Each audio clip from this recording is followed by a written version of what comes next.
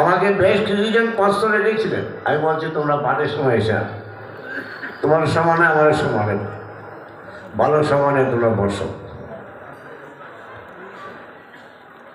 এই চলিত মাস দামোদর বন্ধন মাস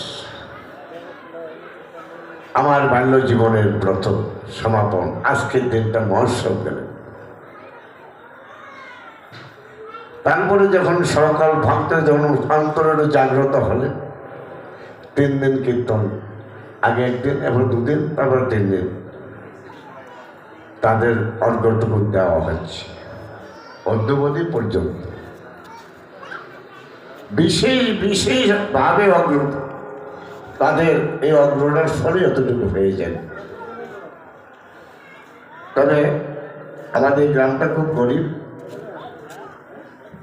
ভক্তরা যারা আসেন তারাও গরিব।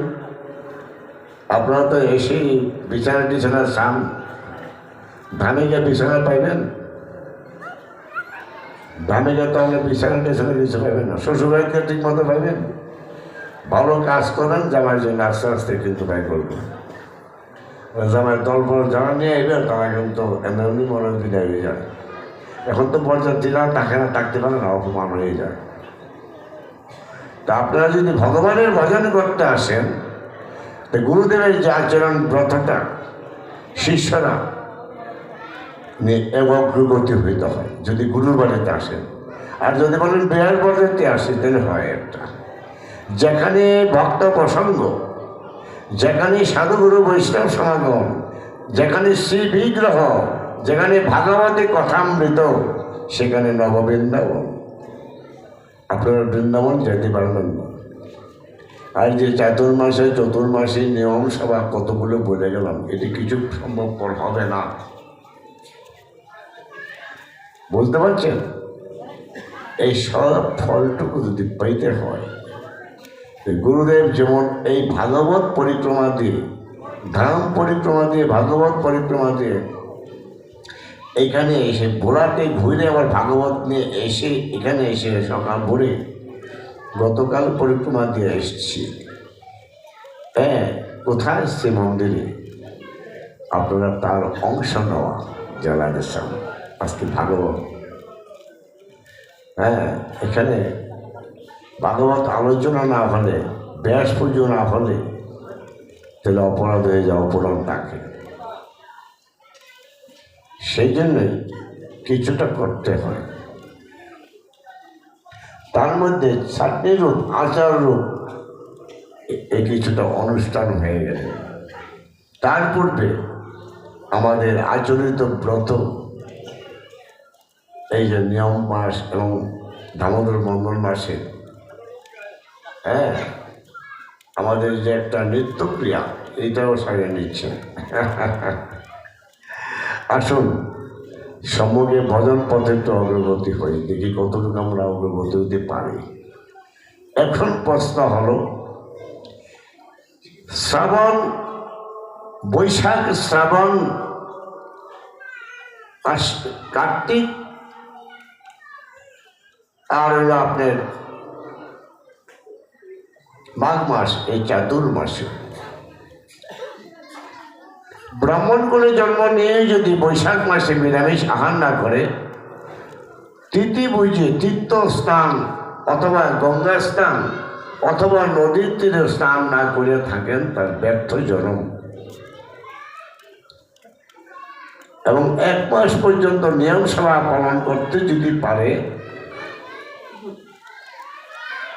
ঘৃত প্রদীপ দিয়ে যদি মঙ্গলারতি প্রার্থী করতে পারে, তাদের সকল কার্য ফলপ্রদ হয়, বেদি মুক্ত হয়। শ্রাবণ মাসে শাক আহার নিষেধ। কেন?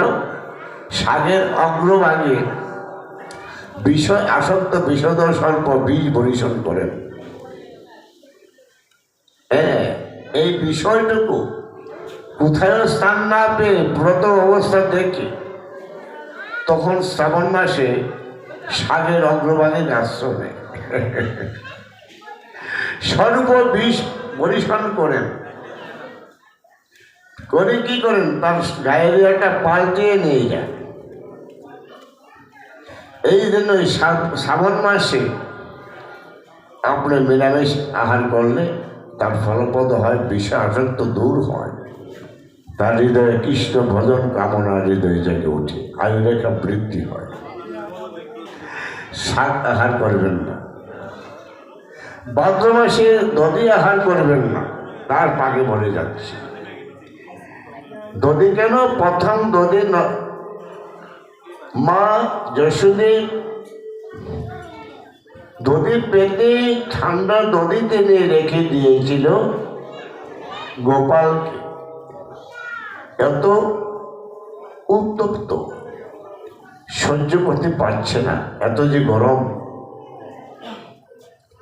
দুগ্ধ আশ্বিন মাসে নিষেধ। কেন? ক্ষীর সাগরে অনন্তনাগে সজ্জিত লক্ষ্মীনারায়ণ আবির্ভাব হয়েছিল, সেই জন্য নিষেধ। বলবেন কি কি মাসে কেন নিষেধ? বলে দিয়ে গেলাম আসলটা। আচ্ছা, চতুর্মাসী কারে বলে দেখুন। চতুর্মাসী হলো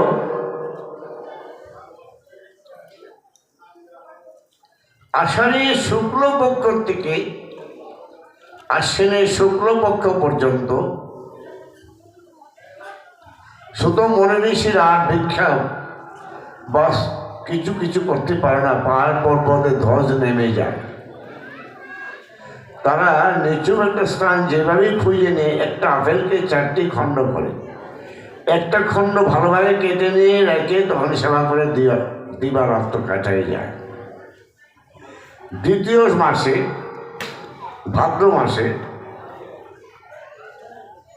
শ্রাবণ মাসে আরেকটা খণ্ড পেয়ে তার কৃতার্থ হয়ে থাকেন। দেখেন দাদা, আর কি করেন?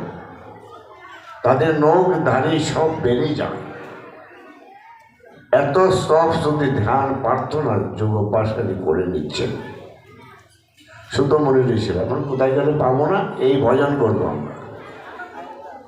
তারপরে ভাদ্র মাসে আরেকটি কর্ণ নিচ্ছেন, তো 3 মাসে গেল। আরেকটা মাস আশ্বিন মাসে পেয়ে থাকেন, শুক্লপক্ষ পূর্ণ হয়ে গেলেন। দেখেন এখন এই আসলো চতুর্মাসী, শুধু মনে ঋষিরা করেছিলেন।